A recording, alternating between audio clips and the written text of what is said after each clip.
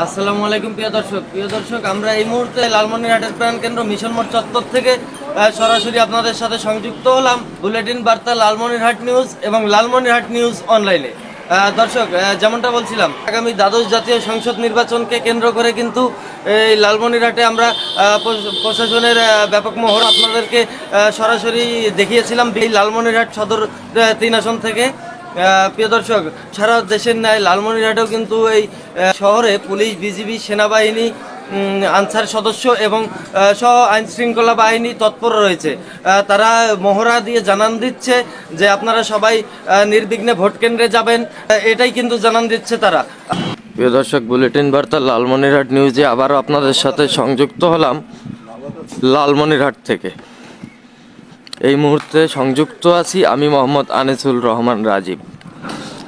দর্শক, এই দ্বাদশ জাতীয় সংসদ নির্বাচনকে কেন্দ্র করে কিন্তু লালমনিরহাটে পোস্টার ফেস্টুনে ব্যাপক সেজেছে লালমনিরহাট জেলা। আগামী দ্বাদশ জাতীয় সংসদ নির্বাচন অনুষ্ঠিত হবে, সেই উপলক্ষে কিন্তু এই যে দর্শক আপনারা দেখতেই পাচ্ছেন পুরো জেলা জুড়ে উৎসবমুখর একটি পরিবেশ। আর মাত্র 24 ঘন্টা পরেই শুরু হবে আগামী দ্বাদশ জাতীয় সংসদ নির্বাচন লালমনিরহাট। প্রিয় দর্শক, বুলেটিন বার্তা লালমনিরহাট নিউজে আপনাদের সাথে আবারও সরাসরি সংযুক্ত হলাম। এই মুহূর্তে সংযুক্ত আছি আমি মোহাম্মদ আনিসুল ইসলাম রাজীব, লালমনিরহাটের প্রাণকেন্দ্র মিশন মোড় চত্বর থেকে। দর্শক, সাথেই থাকুন। লালমনিরহাটের আইন শৃঙ্খলা বাহিনী কিন্তু প্রচুর তৎপর আছে এবং আমরা সকাল, দুপুর এবং বিকালে দেখছিলাম যে লালমনিরহাটে এই সেনাবাহিনী টহল দিচ্ছে। সেনাবাহিনী, বিজিবি, আনসার এবং প্রশাসনিক অনেক ডিপার্টমেন্টের লোক সে মহড়া দিচ্ছে এবং জানান দিচ্ছে যে তারা ভোটের মাঠে আছে।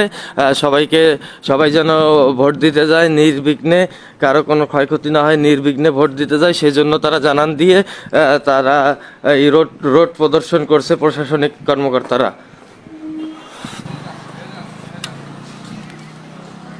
দর্শক, আমরা এই মুহূর্তে আছি কিন্তু লালমনিরহাট জেলার প্রাণকেন্দ্র মিশন মোড় চত্বরে।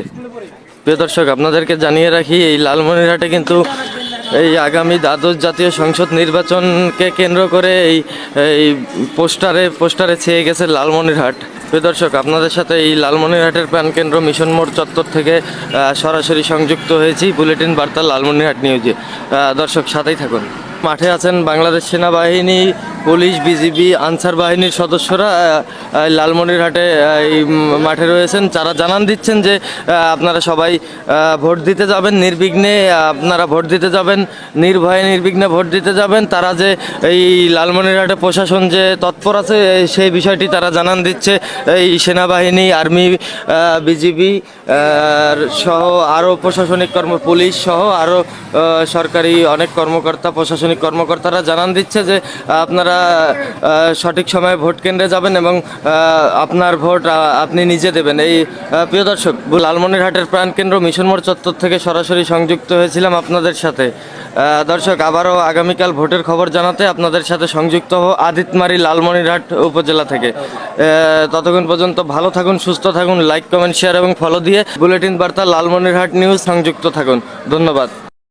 দর্শক, ভোটের আগের দিন কিন্তু আমরা এই যে লালমনিরহাট শহরের প্রাণকেন্দ্র মিশন মোড় থেকে বুলেটিন বার্তা লালমনিরহাট নিউজে সরাসরি সংযুক্ত আছি আমি মোহাম্মদ শেখ আনিসুল রহমান রাজীব।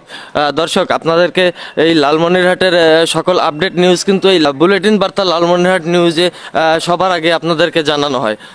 তো দর্শক, আমরা এই মুহূর্তে লালমনিরহাট মিশন মোড়ে এই ভোটের সর্বশেষ পরিস্থিতি আপনাদের জানাতে সরাসরি সংযুক্ত হয়েছি। প্রিয় দর্শক, সাথেই থাকুন।